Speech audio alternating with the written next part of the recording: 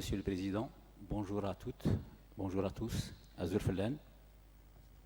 Je tiens d'abord à remercier l'association SEMIA pour nous avoir invités et aussi tout l'effort qu'elle fait, etc. Donc, je la félicite. Et aussi de me retrouver à Béjaïa, donc une ville que j'adore beaucoup. Je vais essayer donc de vous donner, avec deux casquettes différentes, une première casquette scientifique et une deuxième casquette associative, parce que je suis professeur en épidémiologie et donc dans la recherche du cancer, et je suis aussi président donc d'une association d'aide aux malades atteints du cancer à Sétif, l'association ENNOR. Le cancer en Algérie.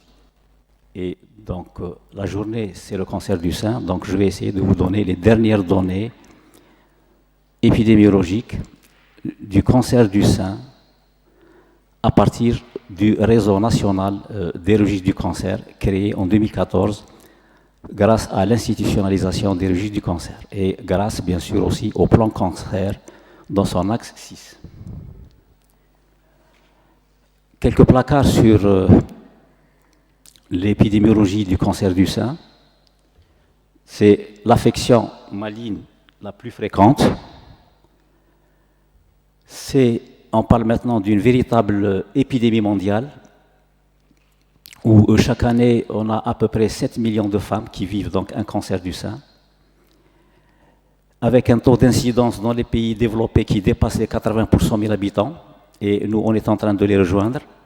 Donc, c'est vrai que le risque reste fort dans ces pays, mais avec cette tendance, dans les 10 prochaines années, on arrive au même taux standardisé. Et ce qui est donc triste un petit peu, c'est cette augmentation dans nos pays, dans les pays en développement. Regardez un petit peu la part que prend le cancer du sein par rapport aux autres localisations chez la femme. À lui seul, il occupe 44% de l'ensemble du cancer, suivi des colorectaux, de la thyroïde et des autres localisations. Donc l'importance épidémiologique du cancer du sein à suivre.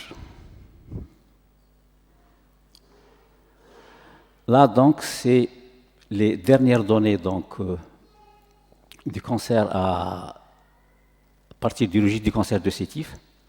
De 2014 à 2016, c'est les dernières données qui viennent donc d'être publiées la semaine passée dans un atlas, le 3e atlas du cancer, avec 30 années d'enregistrement de 1986 à 2016. Et là, vous voyez,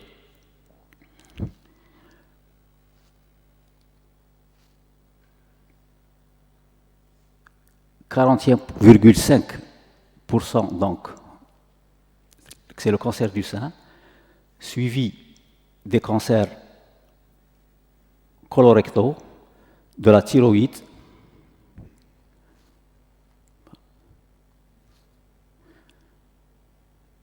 et le cancer du col utérin qui est en train de diminuer de façon considérable ne représente que 3,6% des cancers chez la femme. Pour l'homme, la première localisation, c'est le cancer colorectum. Il dépasse maintenant le cancer du poumon, qui n'est qu'en 2e position, suivi des lymphomes non hodgkiniens. Ça, c'est la répartition et cette caractéristique un petit peu épidémiologique du cancer du sein chez la femme algérienne, avec un âge médian de 47 ans. Mais ce que vous voyez là, donc, c'est à travers cette amorce, parce que là on est en transition épidémiologique, mais on commence à amorcer la transition démographique. Donc la population est en train de vieillir. Donc dans 10 ans, ce que vous voyez là va passer à entre 55 et 65 ans. Donc l'âge médian va certainement changer et l'incidence va augmenter.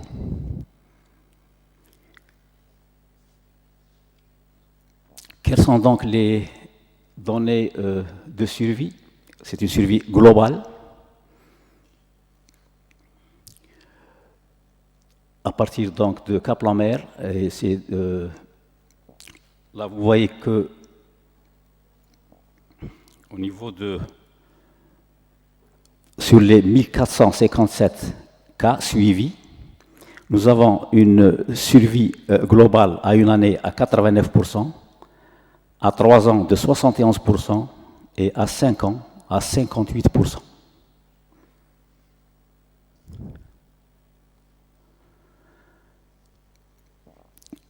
Le nombre de nouveaux cas à partir du registre du cancer du sétif, malheureusement, il y a toujours cette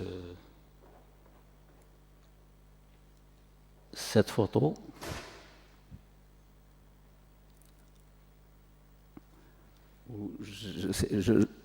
Je pense que vous êtes au courant de ce qui s'est passé à Sétif ces derniers temps. On a toujours fait pour protéger le sein de notre chère Aïn Fouara et elle a été malheureusement agressée. Voilà. Mais croyez-moi, elle va être réparée le plus vite possible. Donc, juste pour vous dire que à ce niveau, ce qui est inquiétant, c'est surtout cette augmentation du pourcentage annuel. Pour le cancer du sein, il est de 8,7%. C'est-à-dire que chaque année, l'incidence du cancer du sein brut augmente de 8,7%. C'est ce qui fait que cette incidence est en train d'augmenter. On verra tout à l'heure les projections. Et malheureusement, 70% des patientes arrivent à un stade localement avancé ou métastatique.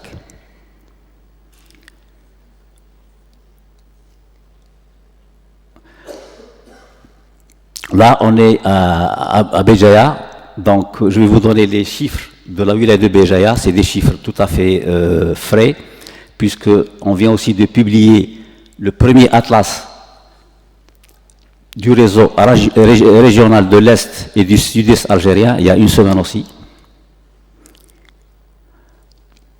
Donc au niveau de la wilaya de Béjaïa, le cancer du sein représente 34,2%, suivi de la thyroïde 10,9%, colorecto 10,6%, col utérin 6,6%, vésicule biliaire 3%. Chez l'homme, la même chose que pour Sétif et pour toute l'Algérie, c'est colorectal, prostate, bronchie poumon, en troisième position ici à Béjaïa comparé à Sétif, et en quatrième position la vessie. Donc maintenant, grâce au réseau national des registres du cancer, on va avoir des données au niveau de chaque wilaya qui sont très importantes, aussi bien pour les décideurs que pour les chercheurs. Ça, c'est la comparaison aussi qu'on a fait la semaine passée à travers les registres validés de l'Est algérien. Vous voyez donc Constantine en première position avec 67,6 nouveaux cas pour 100 000 habitants, suivi de Sétif, 63 pour 100 000 habitants, Jijel, Oumlebouari, Annaba et Béjaïa à un taux d'incidence standardisée de 50,7 pour 100 000 habitants. Et c'est la première fois en Algérie qu'on dispose de données validées, de données fiables pour 87% de la population algérienne. Comparaison donc des taux standardisés avec les autres pays. Donc on se compare d'abord aux pays voisins. Donc nous avons quand même une l'incidence la plus élevée par rapport aux pays du Maghreb et du Moyen-Orient. Et on reste quand même bas par rapport aux pays occidentaux et aux États-Unis. Donc on est en position intermédiaire, mais cette incidence va augmenter au cours des prochaines années à cause d'une part de cette augmentation du pourcentage annuel et du taux d'accroissement de la population. Maintenant, on revient en Algérie. Ça, c'est les données qui ont été présentées en octobre donc 2016 à partir du réseau national du registre du cancer, où on a actuellement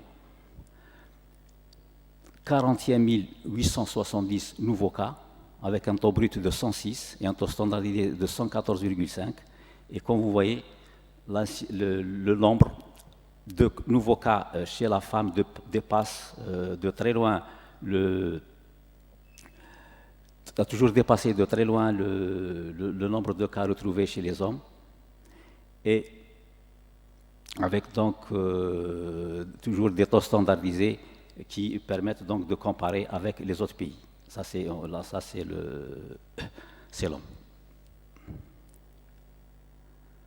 Là c'est très important parce que c'est des calculs qu'on fait avec donc une méthode, la Joint Point, qui nous permet de voir comment évoluent les principaux cancers. Et là, la moyenne, donc ça c'est la moyenne donc, pour Sétif qu'on peut extrapoler pour toute l'Algérie. Actuellement, on est à 7% d'augmentation du pourcentage annuel. Regardez un petit peu le sein, comment il est en train d'augmenter. Et par contre, regardez le col de l'utérus qui est en train de diminuer de façon drastique. Il diminue de moins 2,8% par an. Les bronchopulmonaires chez la femme sont en train d'augmenter. Les colorectaux sont en train d'augmenter de façon donc aussi inquiétante. Par contre, l'estomac diminue, les lymphomes augmentent progressivement. La thyroïde, elle augmente avec un taux très élevé jusqu'à 8%. Et la vessie est en train d'augmenter aussi chez la femme. Donc ça, c'est très important. C'est avec ces chiffres, c'est avec ces tendances qu'on peut donc planifier et dégager toutes les pistes de recherche. Regardez un petit peu la courbe sur, quand on compare l'augmentation de 1986 à 2010 du sein, cette augmentation donc en pic, suivie des colorectaux, la thyroïde et la diminution du cancer du col de l'utérus. Alors, les projections maintenant de l'incidence du cancer 2015-2025, c'est très important aussi d'apporter des chiffres de projection. C'est pour la planification, c'est pour mettre en place une véritable stratégie de lutte en matière de prévention, dépistage et de prise en charge. On prend par exemple le sein, et en 2015, on est à 10 744 nouveaux cas. En 2020, on aura 13 812 nouveaux cas. Et en 2025, 18 112 nouveaux cas. Mais c'est une augmentation qui est tout à fait normale. C'est une augmentation exponentielle qui ne doit pas nous inquiéter. Mais ce qui devrait nous inquiéter, c'est surtout le diagnostic de cette maladie. C'est passer de ce taux de 70% de malades qui arrivent à un stade tardif à un taux bas des cancers qui arrivent à un stade tardif, ce qui nous permettra d'une part de diminuer d'augmenter le taux de survie et bien sûr, évidemment, diminuer le taux de mortalité. Et là, donc, vous avez toutes les projections des principales localisations 2020 et 2025.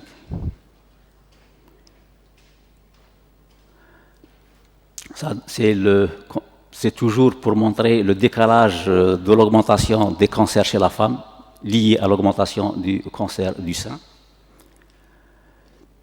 On passe maintenant à la deuxième partie qui est le dépistage.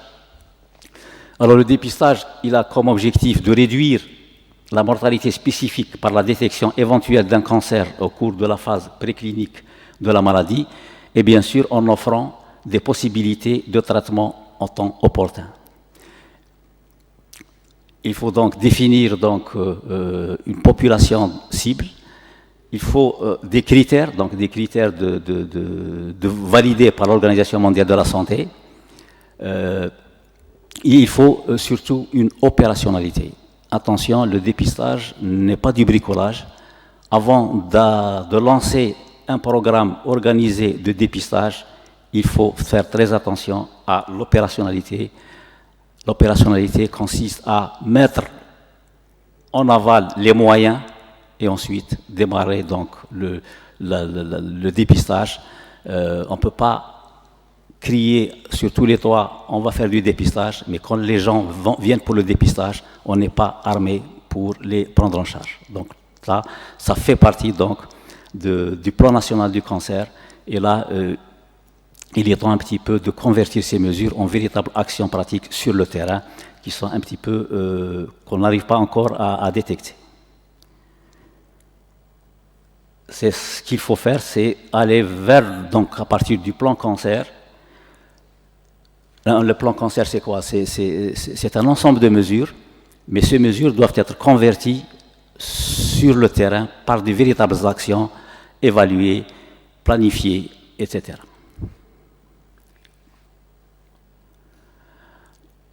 On passe maintenant à la prévention donc, du cancer. La prévention du cancer, nous avons deux outils. Un outil donc, institutionnel algérien qui est le plan stratégique de lutte contre les facteurs de risque des maladies chroniques non transmissibles 2014-2018. Et nous avons donc un outil universel mondial européen, c'est les 12 commandements pour la prévention du cancer. Ces 12 commandements, c'est le tabac, la lutte contre le tabac, c'est la lutte contre le tabac, donc aussi bien le tabagisme actif, le tabagisme passif, l'obésité, l'activité physique, donc il faut une alimentation donc saine, la lutte donc contre l'exposition à la radiation et bien sûr faire attention à l'allaitement maternel et les traitements hormonaux substitutifs de la ménopause. Ce sont donc parmi les 12 commandements de l'ensemble des localisations cancéreuses. Déjà, le cancer du sein, on a au moins 7 ou 8 recommandations très importantes qu'il faut suivre maintenant à la lettre. On passe maintenant à un autre aspect, c'est l'aspect social, psychologique et qualité de vie du cancer. Là, je vais mettre donc ma casquette associative. Et comme Semir le disait, donc, quand on rentre un petit peu dans cette dimension humaine, dans cette dimension donc, associative, parfois c'est parce qu'on a quelque chose dans notre passé qui nous a touchés. Donc, comme elle aussi, j'ai eu donc un drame familial. C'était donc dans les années où il n'y avait pas de centre de lutte contre le cancer ascitif.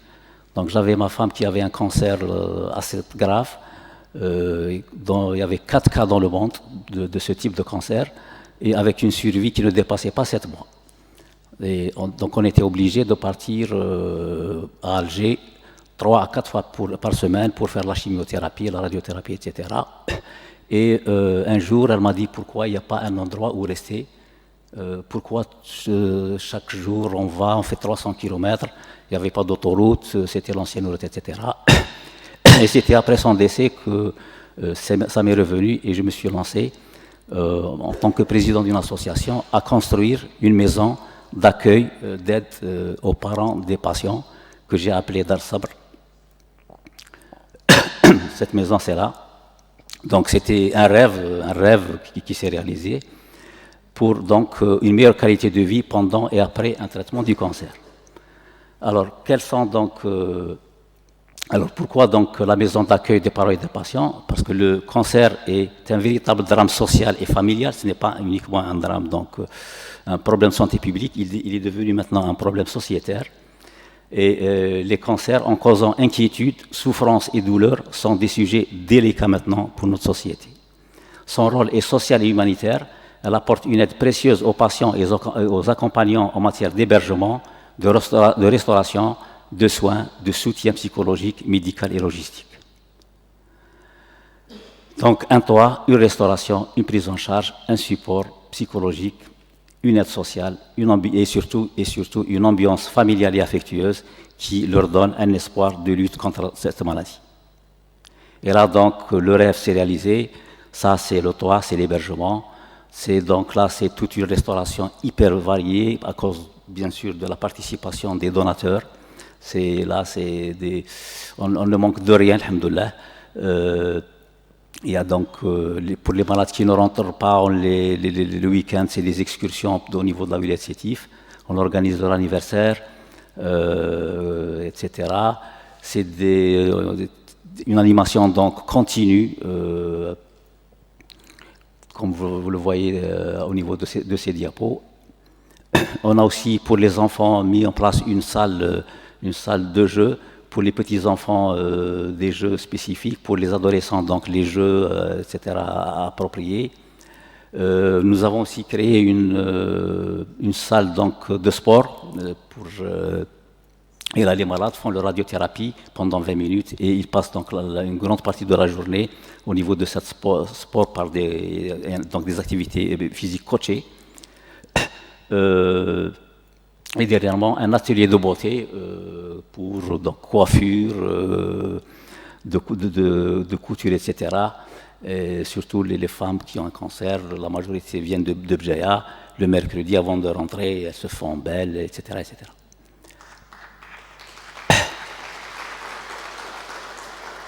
Et ce qui m'a beaucoup touché, c'est ces patientes, à la fin de leur séjour, deviennent des poètes. Et là, on a une centaine de poésies laissées par les malades. Une des poésies, enfin un titre de poésie, مرضنا بالسرطان وعينا ومن كل ولايات جينا دار الصبر رحبت بينا وفيها تلمينا هضرنا وضحكنا وزهينا. Ça c'est extraordinaire quand on voit une poésie de ce genre. La répartition, donc selon la wilaya d'origine, voilà, c'est Béjaïa qui est en premier lieu, avec 20% viennent de Béjaïa, ensuite Djidjel, Msila, BBA, Sétif, c'est-à-dire les régions donc, loin de Sétifienne, Biskra, Mila, Annaba, Tarfskida.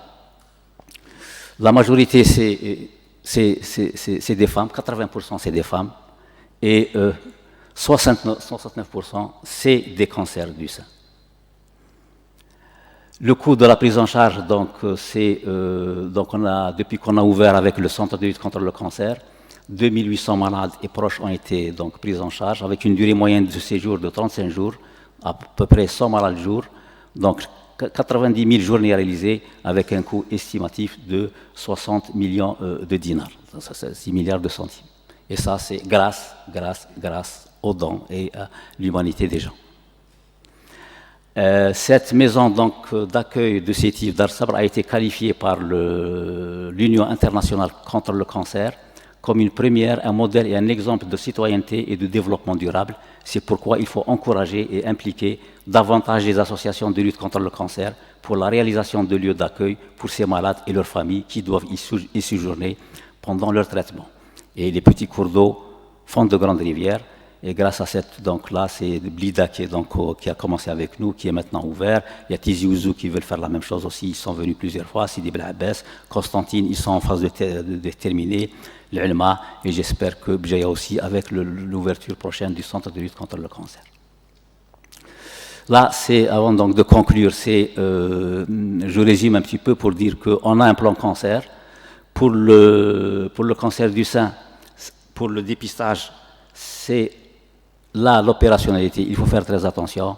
Pour la prise en charge, c'est un petit peu réduire ce taux de 65% à un taux plus bas pour augmenter la survie et diminuer la mortalité. Et là, le rôle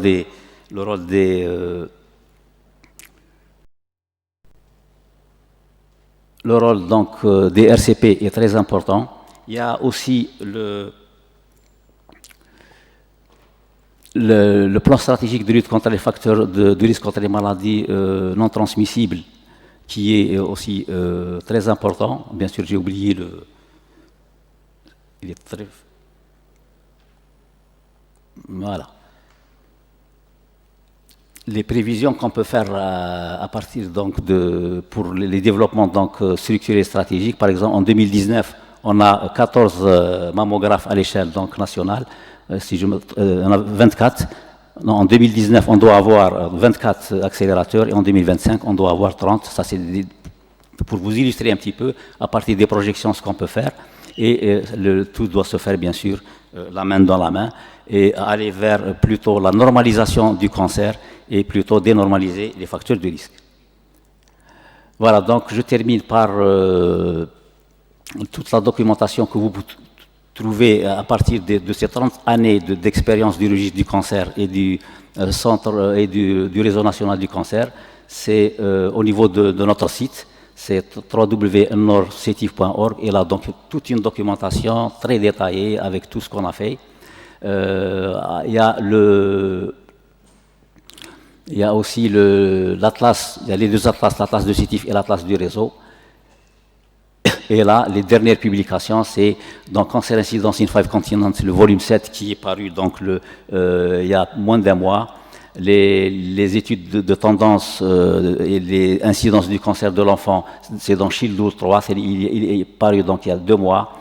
Surfcan va paraître dans 2 mois. Le Lancet, il va paraître donc au mois de janvier. Et le dernier livre donc que j'ai écrit donc à partir du moment où je travaille beaucoup sur le Moyen-Orient aussi, donc le cancer en pleine transition donc dans les pays maghrébins et du Moyen-Orient. En conclusion, donc le cancer du sein demeure la tumeur la plus fréquente. Le cancer du sein occupe une place intermédiaire entre les pays industrialisés et les pays du Maghreb et du Moyen-Orient. La lutte contre le cancer du sein doit être efficacement intégrée dans le cadre du plan cancer et du plan stratégique de lutte contre les maladies non transmissibles. Pour atteindre les objectifs du plan national cancer, les mesures de ce plan doivent être converties en actions pratiques et adaptées au terrain dans les principaux axes qui sont la prévention, le dépistage précoce, le diagnostic et le traitement, la réadaptation et les soins palliatifs. La détection précoce du cancer et le dépistage des populations doit être une priorité pour diminuer la fréquence élevée des cas de cancer qui arrivent à un stade tardif et ainsi donc élever les taux de survie. Je vous remercie.